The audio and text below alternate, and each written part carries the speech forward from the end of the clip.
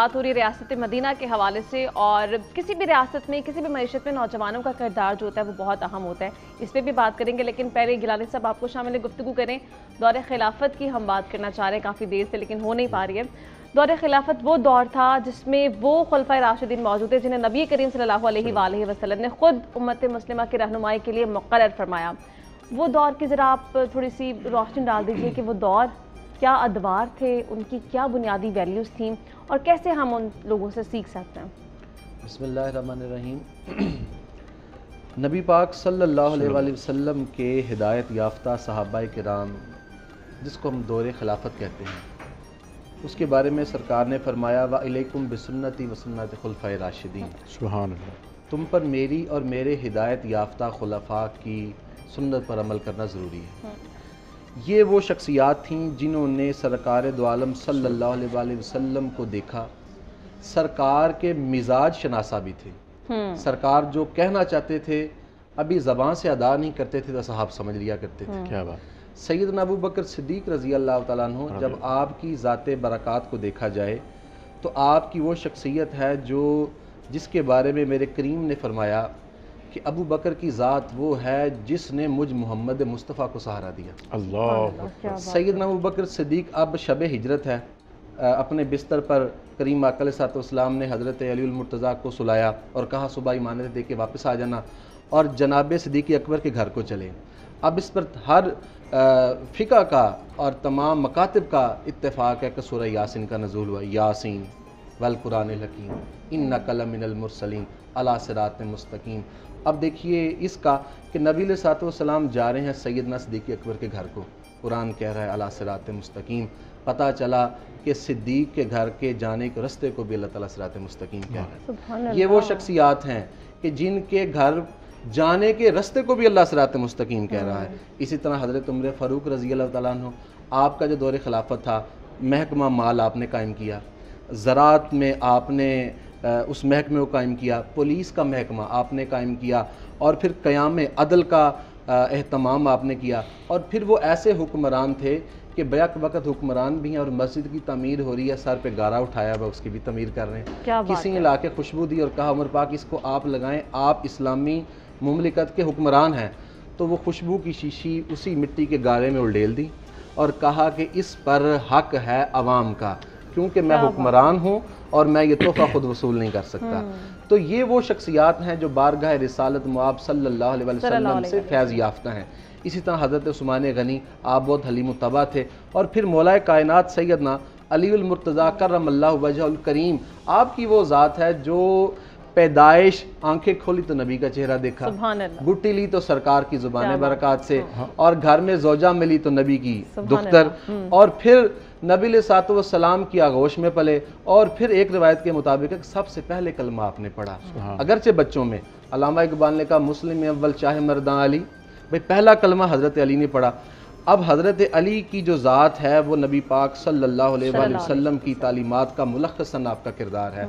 अब जब ऐसी शख्सियात मुआशरे में जब उतरी तो उसके बाद जो मुआशरा जो है वो वाकई ही हकीकतन फलाही और इस्लामी रियासत का अपना अक्स पेश करने लग गया। ठीक है हाफिज़ साहब, आपको भी शामिल गुफ्तगू करें। एक तो आप इस बारे में भी कुछ शेयर करना चाह रहे थे, ब्रेक में आप बता रहे थे, फिर दूसरा ये इस पार्ट पे भी रोशनी डालेंगे कि नौजवानों का किरदार क्या हो सकता है और रियासत नौजवानों को यूटिलाइज किस तरह से कर सकते हैं। देखिए, आपने जब दौरे खिलाफत की बात की ना, तो एक एक जुमला में अगर मैं बोलूँ, हज़रत अबू बकर सिद्दीक़ रज़ियल्लाहु तआला अन्हु के जिनके बारे में सरकार सल्लल्लाहु तआला अलैहि वसल्लम फरमाते हैं कि मैंने दुनिया में सबका जो वो एहसान है वो उसका बदला चुका दिया है, अबू बकर के एहसानात का बदला अल्लाह पाक चुकाएगा। हज़रत उमर फ़ारूक रज़ियल्लाहु तआला अन्हु के जिनके बारे में ये कि शैतान उनको देख के अपना रास्ता बदल ले, और आपने फरमाया मेरे बाद अगर कोई नबी होता तो वो उमर होता। और उस्मान गनी रज़ियल्लाहु तआला अन्हु वो कि जहाँ पर सरकार सल्लल्लाहु अलैहि वसल्लम के दो बेटियाँ मौजूद हैं, अब ज़ुन्नूरैन हैं। और मौला अली के जब हम बात करते हैं तो मौला अली की क्या शान कि सरकार सल्लल्लाहु तआला अलैहि वसल्लम, जिस तरह भी फरमाया गया कि जब जिगर गोशाए सरकार दो आलम सल्लल्लाहु अलैहि वसल्लम उनके घर पे मौजूद हैं, तो वो क्या ख़ानदान है कि जब आप सल्लल्लाहु अलैहि वसल्लम फरमा रहे हैं कि तुम चार लोग, जैसे फ़ातिमा तुम, हसनैन करीमैन और ये जो सोया हुआ है, और मैं, हम जन्नत में भी इकट्ठे होंगे। तो ये वो चार खुलफा राशिदीन हैं कि जिनकी ज़िंदगी सीखने के लिए मुसलमान कम और इवन दूसरे लोग इनसे फैज़याब होते हैं।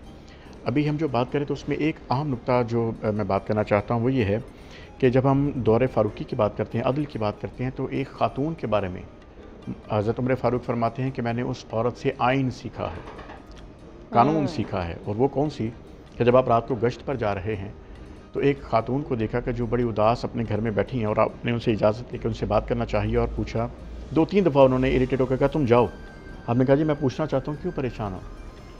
तो उसके बाद उसने बताया कि मेरा शौहर इंतकाल कर चुका, मेरा कोई बेटा है नहीं, और गालिबन कहीं पर लिखा हुआ है 24 और कहीं पर 40 दिनार जो है वो मुझ पर कर्ज़ है, और उमर को तो पता नहीं जो हुक्मरान है कि मैं इतनी परेशान हूँ, भूखी हूँ मैं 3 दिन से।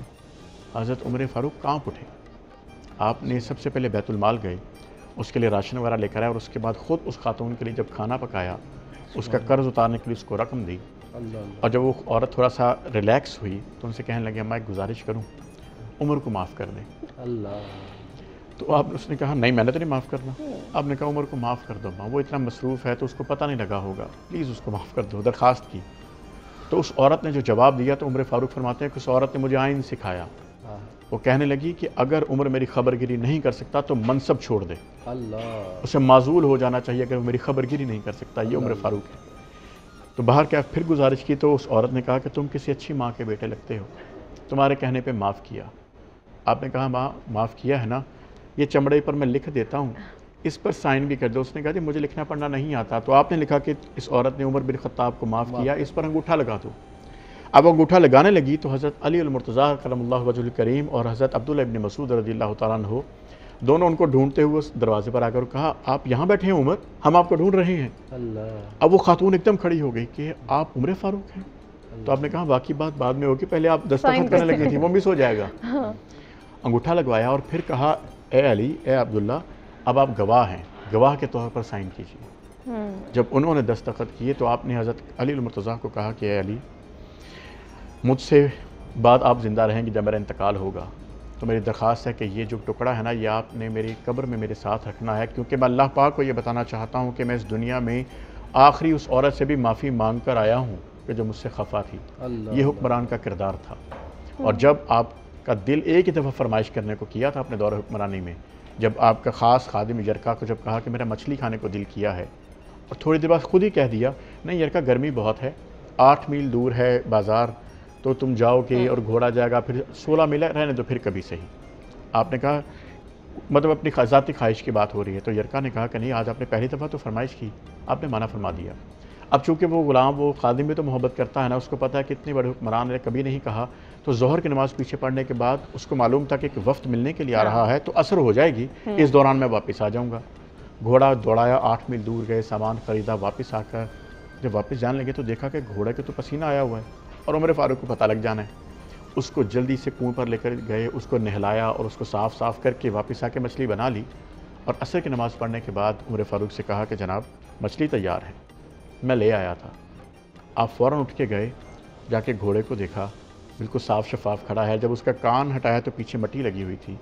तो आपने कहा यरका तुमने घोड़े को तो नहला दिया, लेकिन देखो इसकी अभी भी मट्टी लगी हुई, इसका मतलब तुम घोड़ा लेकर गए थे। पर क्या और आखिरी बात इस ज़िम्मे ये कि आपने कहा कि यरका आप दोजाना होकर बैठे वहाँ पर और कहा कि अल्लाह पाक से माफ़ी मांगता हूँ कि अगर इस घोड़े ने क़यामत वाले दिन ये शिकायत लगा दी कि मौला इस बंदे ने अपनी ज़ाती ख्वाहिश के लिए मुझे 16 मील दौड़ाया है, तो आज तुम इसको चारा ज़्यादा खिलाओ और ये जो मछली आई है गुरबा में तकसीम करो, क्योंकि मैं नहीं चाहता कि कल को मेरी शिकायत लग जाए, क्योंकि या उमर आ कह के हाथ जब यहाँ जाएंगे ना तो उस वक्त मेरे लिए जवाब देना मुश्किल हो जाएगा। तो आज हुक्मरानों को ये सोचना चाहिए कि वो आदिल हुक्मरान कि जब आपका इंतकाल हुआ तो कहीं हज़ारों मील दूर एक बकरी पर भेड़ ने हमला किया था, तो वो जो बद्दू है वो बैठा रहा, तो किसी ने कहा कि तुम्हारी भेड़ पर हमला हुआ, छुड़ाओ उसको जाकर। तो उसने कहा नहीं, आज एक कमज़ोर पर एक ताकतवर ने हुक्म हमला कर दिया है, इसका मतलब है कि उमर फ़ारूक आज इस दुनिया में नहीं। तो वो यकम मुहर्रम था जब उनका क्या वो अजीम शख्सियात थी।